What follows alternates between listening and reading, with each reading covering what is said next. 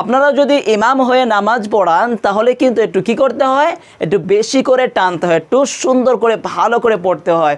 তো কীরকম করে পড়বেন ভালো করে শুনুন, নিচের দিকে চেয়ে থেকে আপনাদেরকে পড়তে হবে।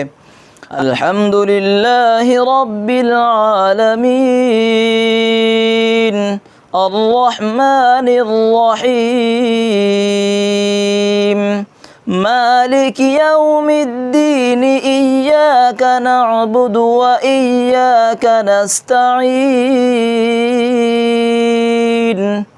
اهدنا الصراط المستقيم صراط الذين أنعمت عليهم غير المغضوب عليهم ولا الضالين